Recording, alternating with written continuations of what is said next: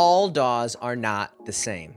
They look different, they act in different ways, they have different workflows, and they even sound different. Hey, how's it going? Andrew Barr with Producing in the Box, where I teach you how to make incredible sounding music without analog gear, all completely in your computer. So I sent out an email to my list a couple months ago, and we were talking about different types of DAWs, and it really sparked a conversation. People were emailing me back and forth, and we were talking about different types of DAWs, and I thought this would be a great YouTube video. So I've always wondered why they make so many different DAWs. There's Reaper, Cubase, Studio One, Pro Tools, Logic, FL Studio, you name it, the list goes on and on and on. And all of these companies seem to be doing pretty well for themselves. There are a lot of loyal fan bases for every single one of these DAWs. And as I was thinking about this, I really got interested in how people worked with their DAW and how they created music inside of their DAW. So I think first and foremost, they sound different. Now, I know that sounds a little bit like clickbait because not every single DAW sounds different if you just drag in an audio file and click play.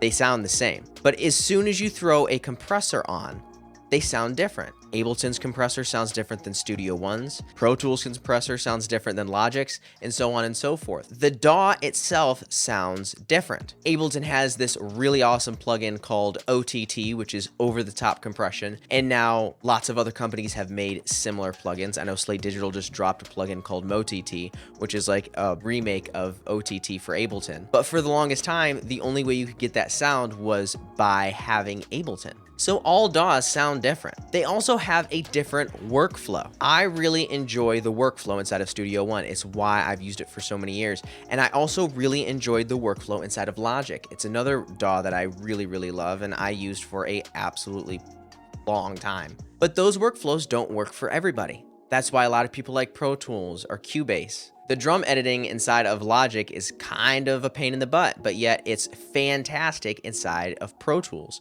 And it all depends on what somebody's looking for and what kind of workflow that works best with them to figure out what DAW they actually really come to love. And also, the UI is different in every single one as well. And I know it kind of sounds similar to workflow, the user interface and the workflow, but they are different. Like for example, I really love Ableton's workflow, but I hate the way that thing looks. It looks small and I don't really feel creative when I open the software. And this is all preference. It's why there are so many different DAWs out there and so many different companies that are doing really well for themselves. The way I like to look at it is DAWs are like cars.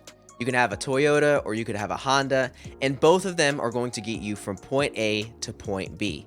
Both of them are going to be able to go to the speed limit. Both of them have safety features, but maybe one has dual climate control and another one has power locks and windows, and one has a Bose sound system and another one has a JBL sound system. They're both fantastic vehicles, but they are different. So if you do any vocal recording at home, you're going to want to download my free guide called The Ultimate Guide to Recording Vocals at Home. It is a PDF guide, literally step by step, on how to get radio quality vocals in your home.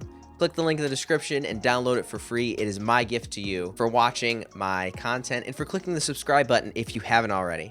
And while you're at it, let me know what DAW you use in the comments and why you love it so much. Thank you for watching, and now as always, go create.